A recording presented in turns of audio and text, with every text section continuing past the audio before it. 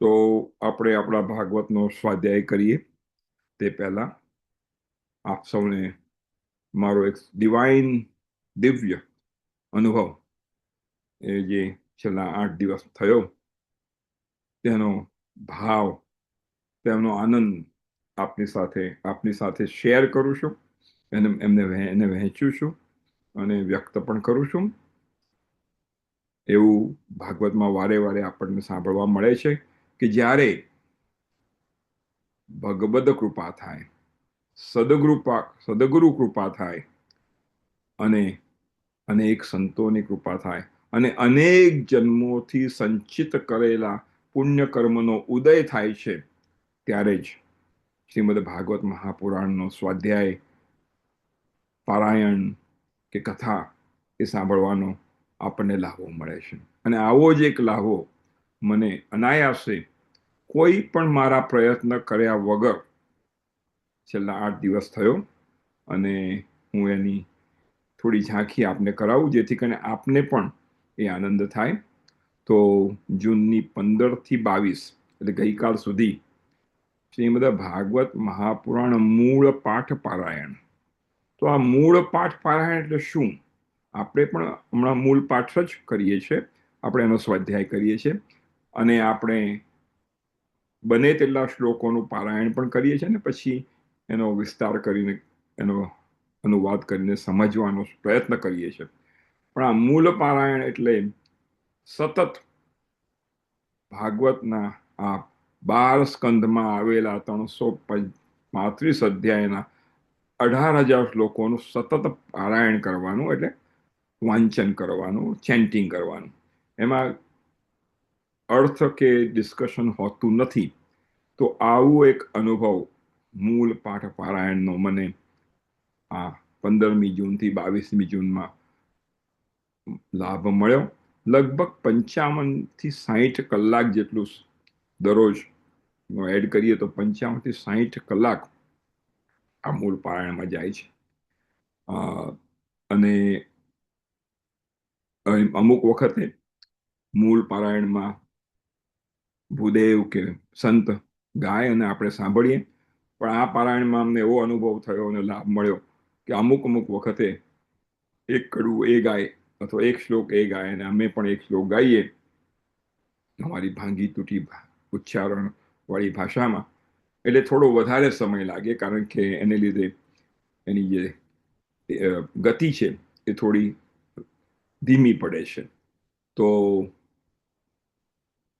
આવો આ સુંદર, દિવ્ય, પવિત્ર અનુભવ મને થયો. જેમણે આયોજન કર્યું હતું એમને પણ 2 દિવસ પહેલા જ ખબર પડી કે આવું આયોજન થઈ શકે છે અને આવું થશે, ને એમણે મને પણ પ્રભુ કૃપાથી આમંત્રિત કર્યો અને આપણે સૌ એમના ખૂબ આભારી છીએ. તો આવો એ દિવ્ય અનુભવ હું તમને પણ કરાવું. તો શ્રીમદ ભાગવત મહાપુરાણ વેદ વ્યાસ રચિત આ 2 ગ્રંથો છે. ભાગ 1 પ્રથમ ખંડ અને દ્વિતીય ખંડ. તો એમાં આવેલા 18,000 શ્લોકોનું પઠન, ચેન્ટિંગ, પારાયણ જે કહેતા હોઈએ તો તે એનો લાભ મને મળ્યો. આવો પ્રથમ તો એ લાભ આપનારા પરમ પૂજ્ય શ્રી ભૂપેન્દ્રભાઈ પંડ્યાજીને આપણે નમસ્કાર કરીશું.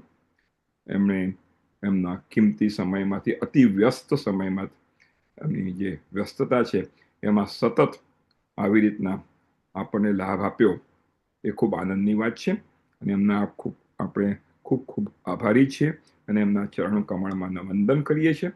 અને હવે હું આપને એ પારાયણમાંની થોડીક ઝાંખી બતાવું, જેથી કરીને તમને પણ એનો આનંદ થાય. તો સવારમાં શરૂઆત થતી હતી ત્યારે શ્રીમદ ભાગવતનું પૂજન, ગુરુદેવનું પૂજન અને એમનું સ્વાગત, એવી રીતના સવારની શરૂઆત થતી હતી. અને પછી બધા અમે એમને વંદન કરીએ.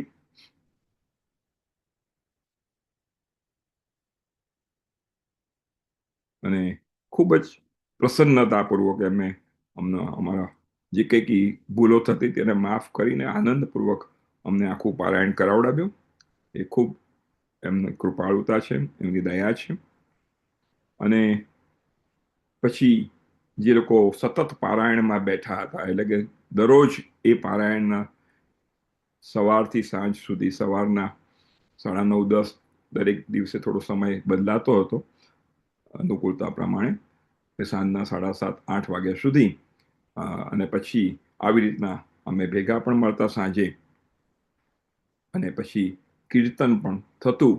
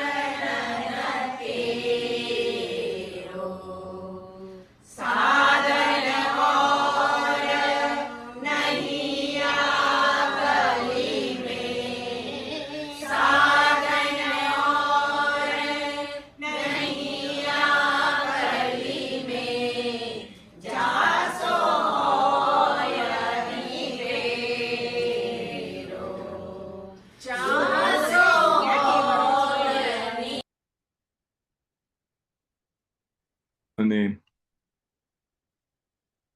પરમ પૂજ્ય શ્રી ભાઈશ્રીના સ્વહસ્તે મને, જેમણે એમના ઘરમાં પ્રોગ્રામ હતો, શ્રી વલ્લભાધીશ નું દિવ્ય વિગ્રહ નું દાન કર્યું. શ્રી વલ્લભાધીશ કી જય. શ્રીમદ ભાગવત મહાપુરાણનું પણ દાન થયું. બધા જ અમે આ ગ્રંથો લઈને બેઠા હતા, અને એમના સ્વહસ્તે બધાને શ્રીમદ ભાગવત મહાપુરાણની પ્રાપ્તિ થઈ. અને પછી જૂનની 18મીએ કૃષ્ણ પ્રાગટ્યની દશમ સ્કંદની કથા એટલે પારાયણ થયું, અને ત્યારે અમે ઉત્સવ ઉજવ્યો.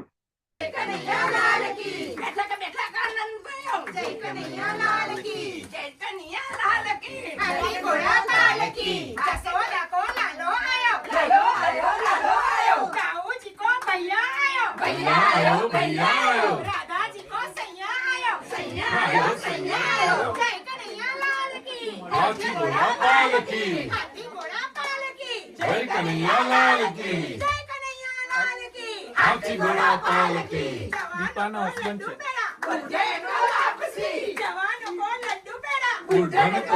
છે. જય કનૈયાલાલ કી.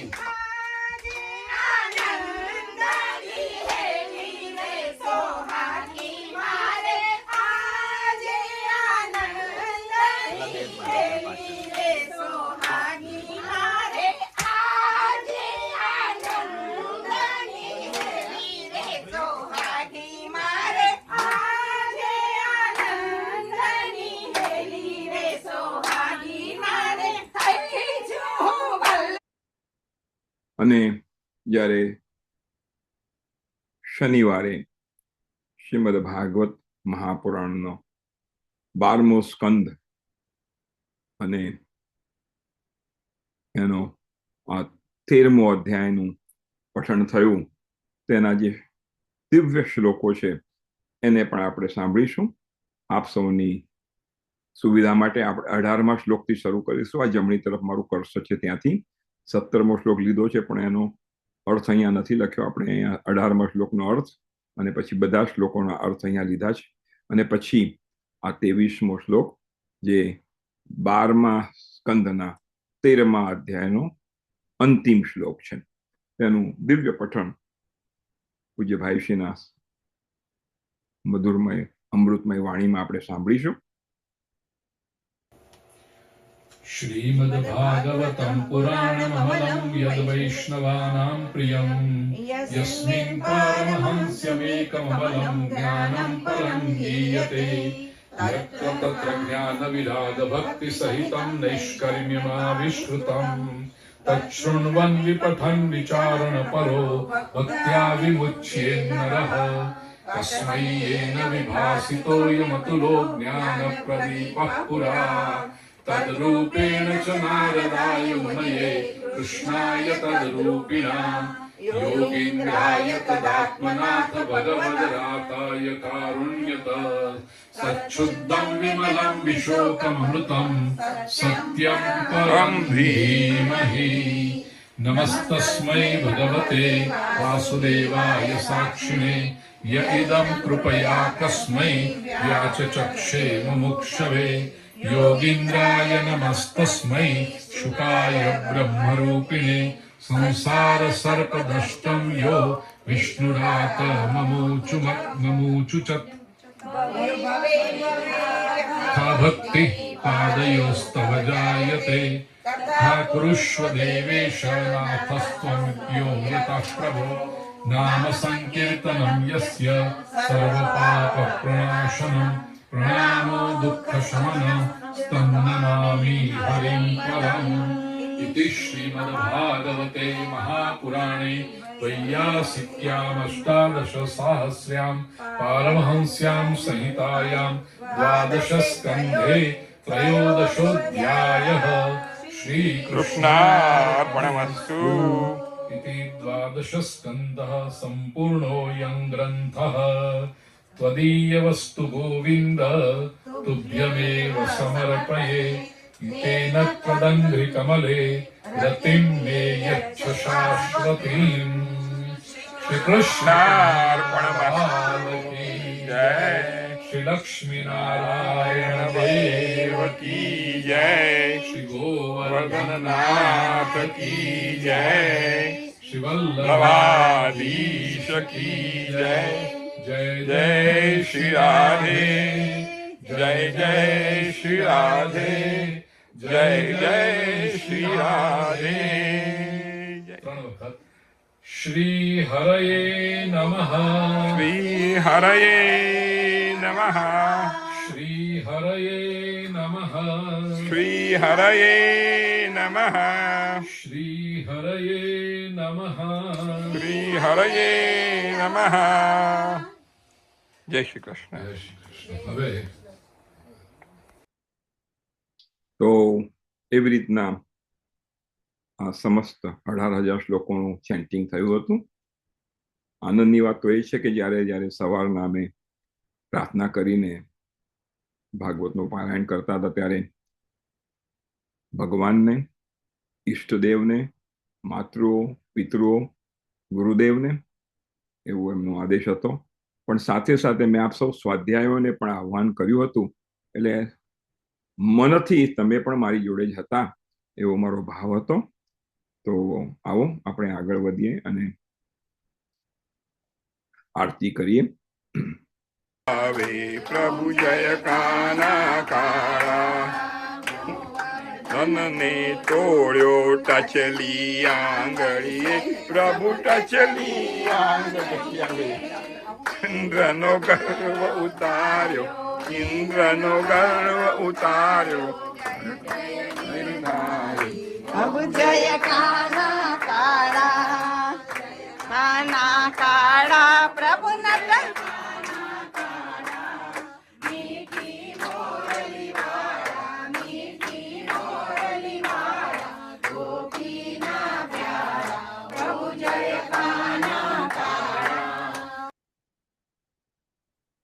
તો એવી રીતના દરરોજ આરતી પણ સાંજના થતી.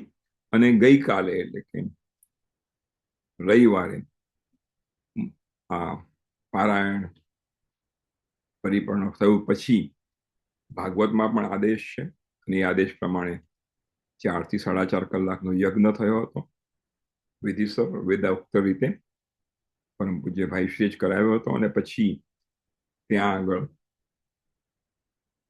આહુતિઓ આપ્યા પછી વિષ્ણુ સહસ્રનામના 1000 નામથી એમાં યજ્ઞમાં આહુતિઓ અપાઈ હતી. અને એવી રીતના ખૂબ સુંદર રીતે આ દિવ્ય સત્સંગનો લાભ અમે સૌ લીધો હતો. અને પછી ભાગવતજીની પધરામણી વલ્લભાધીશના ચરણમાં પધરાવ્યા હતા. તો આવો એના દર્શન કરીશું.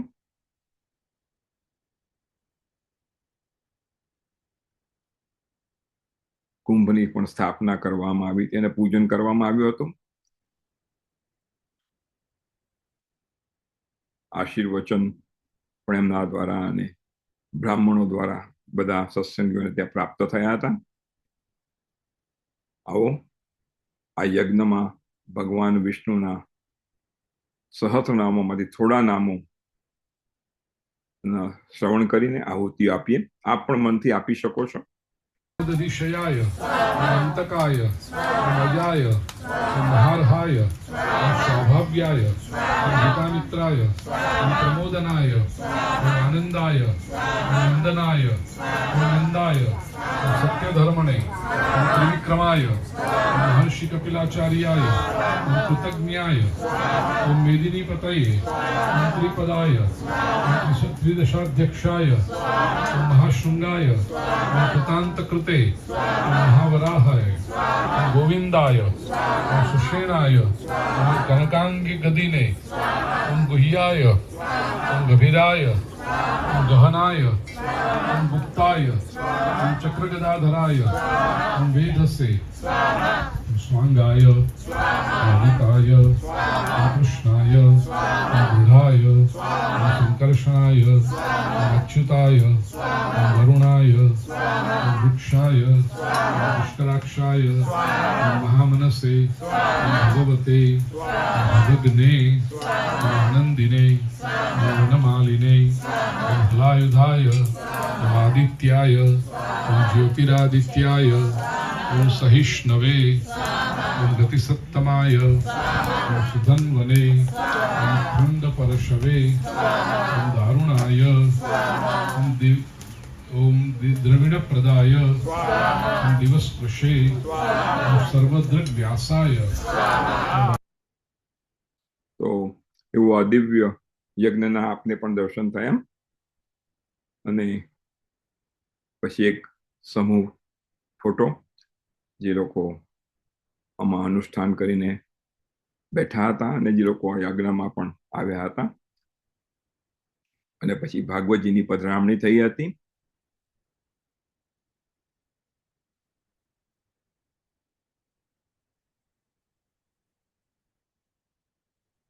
અને આવી રીતના આ સુંદર સત્સંગનું આયોજન પ્રભુ કૃપાથી થયું હતું.